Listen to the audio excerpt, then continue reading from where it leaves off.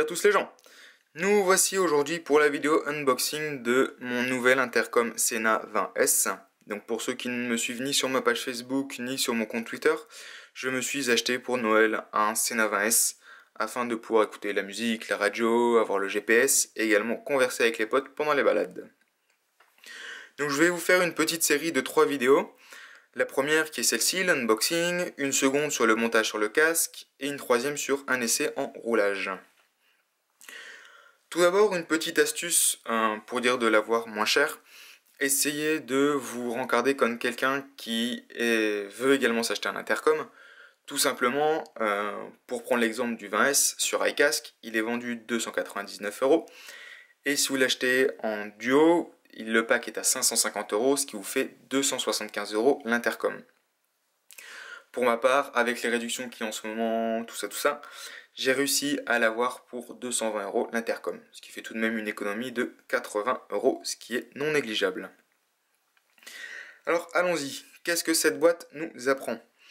Donc c'est le pack duo Sena 20S qui fonctionne en Bluetooth, ça ici on en reviendra juste après, qui a une application donc, qui va être compatible Apple et Android.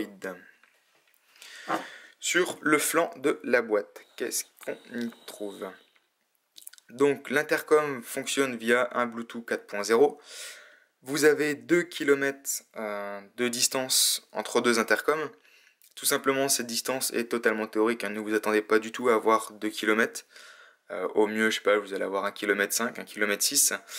Tout simplement parce que les maisons, les arbres, si vous êtes en montagne, etc., ça crée des interférences et donc ça va réduire drastiquement la distance maximale entre les deux intercoms. Le multi-way intercom, donc là, je vais y venir 2 petites secondes. Vous avez 2 systèmes de pairage, le multi-way et le double-way. Le double-way intercom, ça veut dire que vous allez pouvoir vous connecter jusqu'à 9 motards. En revanche, vous n'allez pouvoir parler qu'avec un seul d'entre eux à la fois. Vous avez une petite manipulation à faire sur l'intercom afin de passer de Rider 1 à Rider 2, Rider 3, etc. Contrairement au multi-way où là vous allez pouvoir converser donc non plus 9 mais 8 motards et quand vous allez parler aux 8 en même temps.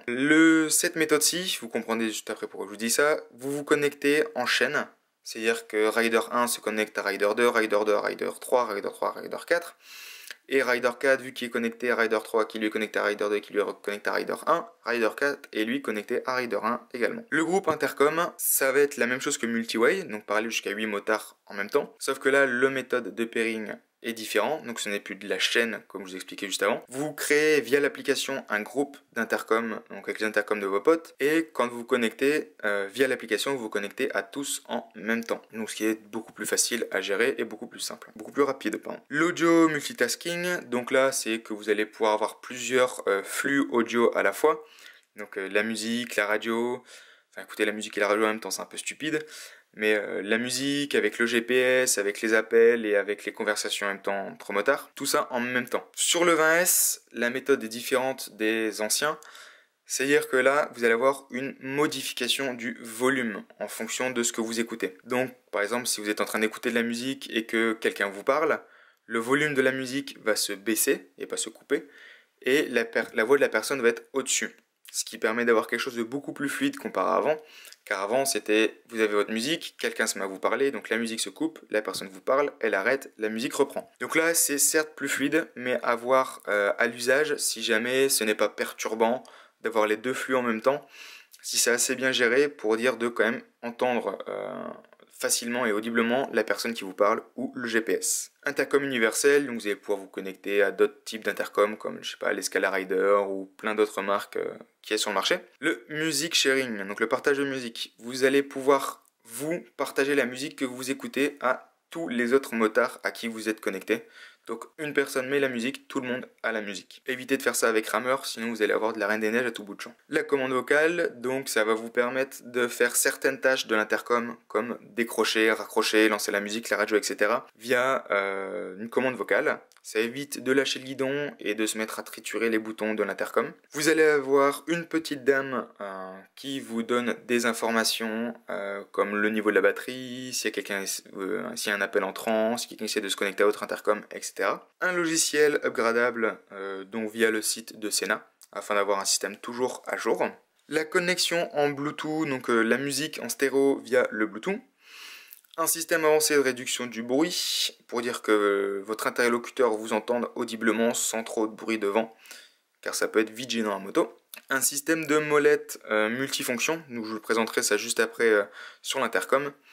Et un système intégré de radio. Donc comparé aux autres intercoms où vous devez lancer la radio sur votre téléphone et donc l'écouter via votre téléphone, ici c'est carrément l'intercom qui a un module FM intégré. Au dos, ce qu'on y apprend d'intéressant, simplement que vous avez 13 heures d'autonomie en parler et 10 jours en stand-by. Donc si vous n'utilisez pas le GPS, vous avez 10 jours d'autonomie. On va ouvrir la boîte.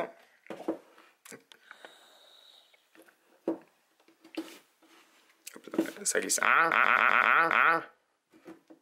Faut t'ouvrir, dit. Donc, qu'est-ce qu'on trouve tout à l'intérieur? Donc, tout d'abord, le manuel d'utilisation, donc comment faire le pairing, les différentes touches, comment les utiliser, etc. Et le fameux intercom. Donc, pack duo, tout est en double, forcément. Et voici la bête. Alors, comme je vous le disais juste avant, ici, la petite molette multifonction. Donc, qui va permettre de passer de la musique à la radio, à Rider 1, 2, 3, suivant le méthode de pH que vous êtes. Donc, qui tourne, forcément, c'est une molette. Et qui est également cliquable. Donc là, après, ça va être suivant les combinaisons de clics que vous allez faire, avec tous les boutons d'ailleurs, ça va vous permettre de faire différentes tâches. Ici à l'arrière, un bouton qui sert notamment à décrocher, raccrocher. Ici, le prise micro USB pour pouvoir le connecter à l'ordinateur ou le charger sur secteur. Et ici, la fameuse antenne FM, donc pour permettre d'étendre votre connexion FM si ça devient un peu compliqué. Comme vous pouvez le voir, je trouve quand même qu'il y a très peu de boutons. On en verra un supplémentaire sur la base. Ce qui fait que ça peut être un petit peu perturbant au début, je pense. Parce que c'est-à-dire qu'il y a tous les boutons vont avoir énormément de combinaisons différentes. Car l'intercom est capable de faire énormément de choses. Et donc savoir si je fais double appui court, double appui long, un appui court, un appui long, etc. Ça va être compliqué au début, mais je pense qu'avec le temps, ça va devenir quelque chose de totalement naturel. Et autre chose, c'est que je le trouve quand même ultra compact, quoi. Regardez dans la main, enfin, il ne fait quasiment rien, quoi. Pour quelque chose qui est annoncé à 13 heures d'autonomie, qui a la radio, qui est puissant en termes de distance entre deux intercoms, toutes les fonctions qu'il a, je le trouve franchement super compact. Et en plus de ça, la cerise sur le gâteau, je le trouve relativement joli. Ici, deuxième point, la base de l'intercom. Donc vous allez avoir ici donc, hop, les écouteurs donc, à placer dans le casque. Pour le moment ils sont nus, mais vous verrez ensuite qu'il y a des petites mousses afin d'avoir une meilleure qualité audio. Et la base donc où va venir se glisser ici l'intercom. Donc tout simplement c'est une glissière, hop, vous glissez l'intercom comme ceci, hop, ça clipse et c'est tout. Rien de plus simple. Un petit bouton donc ici en dessous, c'est le dernier qu'il est sur l'appareil. Simplement celui-ci sert à hop, éjecter l'intercom. Et à l'arrière, une petite prise jack 3.5. Actuellement, il est connecté au micro qui sera installé sur les casques jet et modulables, donc 100% je veux dire dur, en statique. Et il est monté sur la base ici, vous pouvez le voir, hop, faire une mise au point. Une base clipsable sur le casque. On verra ensuite qu'il y a un autre système de fixation au casque qui est inclus dans le pack. Hop. Maintenant les accessoires. Donc j'ai retiré tous les accessoires en double afin d'éviter de vous embrouiller.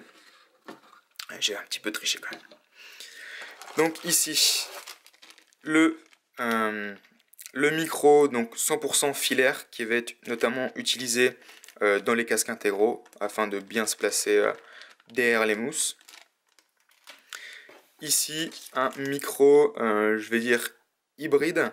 Tout simplement vous avez une perche en dur comme avant, mais également hop, un câble ici filaire Donc il va permettre d'adapter plus facilement le micro à certains casques jet ou modulables, où le 100% dur, la perche dure, aurait été un peu compliqué. Donc bon point pour Sena d'y avoir pensé. Ici, quelques bonnettes anti-vent à placer sur le micro, afin d'avoir une meilleure qualité audio. Ici, les fameuses mousses à placer sur les écouteurs, afin pareil d'avoir un meilleur son.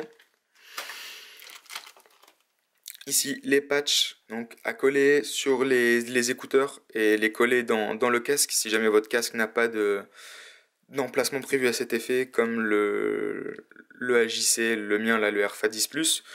Par exemple, le NXR et le GTR de chez Shoei ont des emplacements prévus, donc normalement vous n'avez pas besoin de ceci.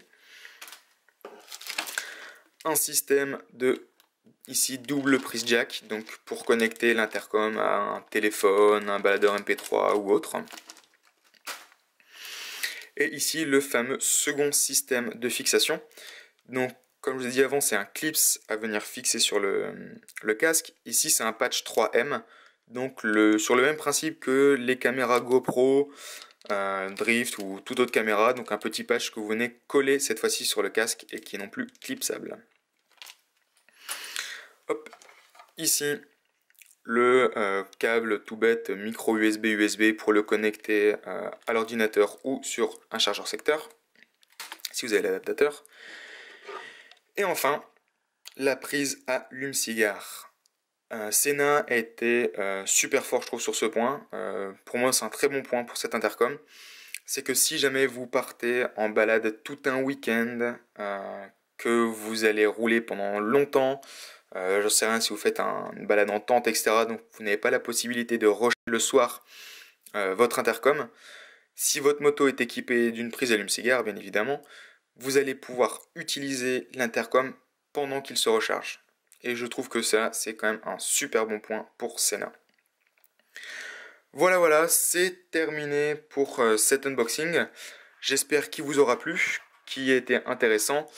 Et si jamais vous avez des questions donc par rapport à cet unboxing ou au Sena, n'hésitez pas, ça serait avec grand plaisir que je vous répondrai. Allez, salut les gens, on se retrouve donc la prochaine vidéo sur comment monter ce petit bijou sur le casque. Ciao! Hey.